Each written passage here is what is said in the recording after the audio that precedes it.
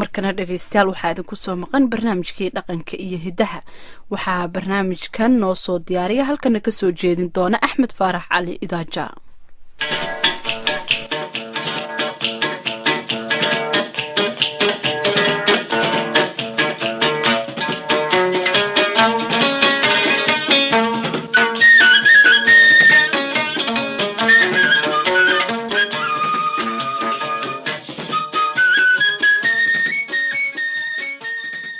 dhegaystayaal waa la joogo iyo meel la joogaba jacaylku waa dareen si qoto dheer ugu samaysan abuurta noolaha inta la og yahay si gaar ahna waa dareen aadanaha aada ugu laran oo tilmaamihiisa ka mid ah sidaasoo ay tahay haddana kolkaynu dib u milicsano ujeedooyinka faraha badan ee maansadii hore ee Soomaalida waxaa inoo soo baxaya ujeedada jacaylku inay ku jirto kuwa ugu tirada yar taasi waa runbiye kama dhibcaana oo la fagurayaasha suugaanteenu ka murankeeda ay waa horeba ka shiidaad baxeen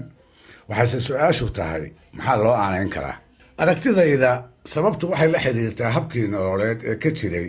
geyigii ay Soomaalidu ku dhaqan jirtay iyo dabeecadaha raggii Soomaaliyeed ee xoolo raacatada ahaa uu geyigaasi ku talaalay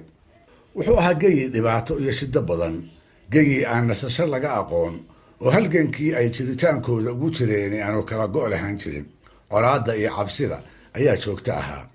haddii habeendumo iyo haddii waaberiyo goor walbaba raggu rikaab ku joog unbuu ahaa wuxuu ahaa xilli ay si ba'an xoolaha u kala qaadi jireen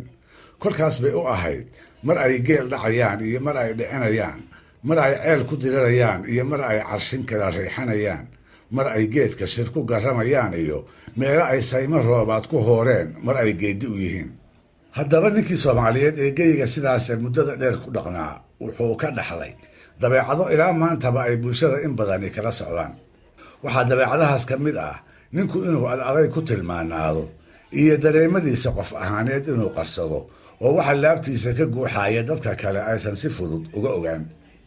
jiljireeca iyo dabeecsanaantu waxay ahaayeen wax ninkii lagu arko lagu daraabo dhifna waxa ahayd saygu haweeneyda u dhaxda inuu magaceeda ugu yeero ama meel laga arkayo uu ku salaamo ama uu ku yiraahdo waan ku jeclahay hal la weheliyo ama labadooda oo kaliya ha ahaadeen sidoo kale in doontaba ha jeclaadee waxa iyaduna dhif ahayd caruurta uu dhalay midkood intuu madaxa u saraaxo inuu si cadaan ugu sheego ama ugu muujiyo gacadada uu laabta ugu hayo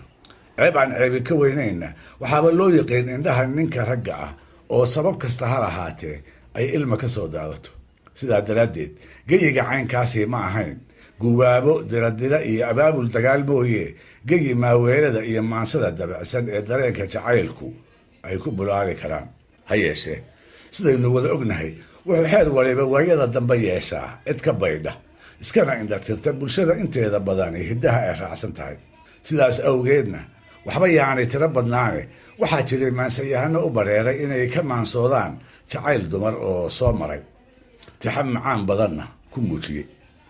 waxaa ka mid ahaa gabadhii ijo la oran jiray gabyaagii sida aadka u jeclaaday dabadeedna guur iska daaye mar qura inuu la hadlaa ay u suuroobi kari weyday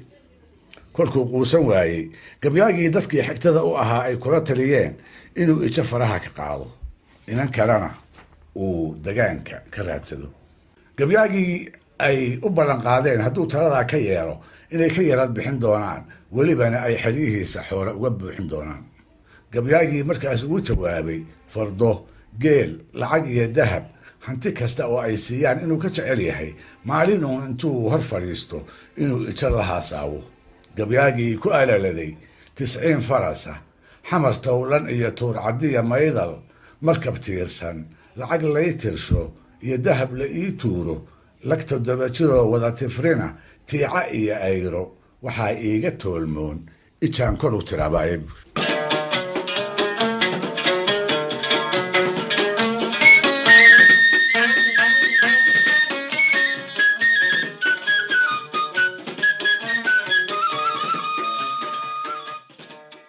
mansiyahanadii Soomaaliyeed ee qarnigii 19aad hana qaaday waxaa ku jiray nin jacaylkii la soo gudboonaaday aan qarsane mar walba ku dheeraysan jiray meel walbana ka sheegi jiray waxaan u jeedaa mansiyahankii weerar bulxan la oran jiray ee ay walaalaha ahaayeen gabyaagii murtida badnaa ee isagana qabaan bulxan lagu magacaabi jiray wuxuu weerar xodxotay gabarh mulaaxa la yidhaahdo oo bilcisimadeedii lala ashqaraaray naagnimo ku darsatay reer qarannimo sheegtayna ka soo jeeday.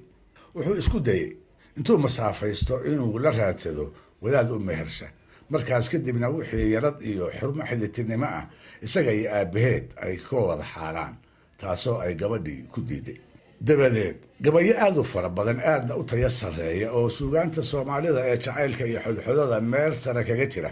ayuu weerar mulaaxa ku afuufay. waagii bariye iyo qoraxdii dhacdaba tix cusub oo quruxdeeda iyo qiimigeeda tilmaamaysa ayay socotadu u keentaa. wuxuu u ballan qaaday haddii ay guurkiisa ogolaato barwaaqo aan iyada oo kale la arag inay dhex dabaalan doonto, dhar wada xariira, dhammaan waxa dumar ku xaragoodo, cunno magaalo jaada ay ahaataba, iyo 3 wariyahad xoolaha ay Soomaalidu dhaqato. intiisa uu gabadha wax u ballan qaadayay waxa ila yaab badnaa marka uu ku leeyahay haddaad aniga i guursato inaad daabad fuushan tahay mooye weligaa dambe luga kuma socon doontid, oo xataa libax baanu kuu layliyi doonaa, rakuubna kaaga dhigi doonaa. wuxuu kaloo ku beer laxawsaday qorax dambe iyo iyadu inaysan is arki dooninoo hadday soconaysa iyo hadday taagan tahayba lagu dulwadi doono geedo loo dalaalimeeyo oo kulaylkeeda isaga gudba. wuxuu tixdaa ku yidhi lowsada carbeed iyo asliga lagu lamaaneeyey jilbad lulata, hilqada soo lalmada laabta iyo qoorta 6 maraad ku kala layrsato,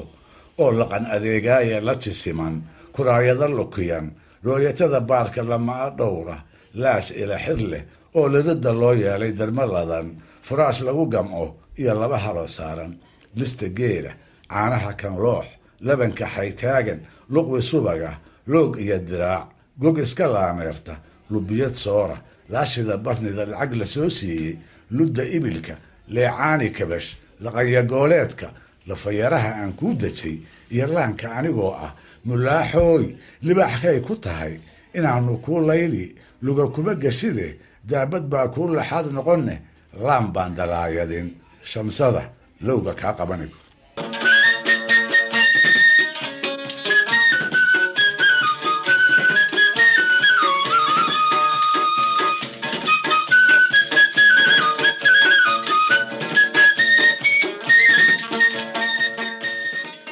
أول لما أقونه ملاحه لو ذا برتي gabayadii weerar ayaa magaceedii cirka sare gaarsiiyey. ruux waliba wuxuu jeclaystay bal inuu arko inantan uu gabyaagu ku naanaabay ee reerkiisii iyo haweenaydii uu qabayba iloo siisay. maalintii dambe iyada oo codsiyadii aanay weli hawraarsan oran asii ogol diidan ah ayaa waxaa isdamacsiiyey nin nuur idiinle la oran jiray oo da ahaan weerarka weynaa. saatartan baa dhexdoodii ka bilowday. hubka weerar waa la yaqaan oo waa gabayo iyo geeraaro ammaana oo inanta maanka iyo maskaxda kaga xadi karee tolow nuur idiinle muxuu isku halaynayaa. barnaamijka toddobaadka dambe soo socda ayaanu su-aasha jawaabteeda ka ogaan doonaa hadduu eebba idmo. dhegaystayaal waa inoo toddobaadka dambe, waxaana nagala soo xiriiri karaysaan somali@voanews.com.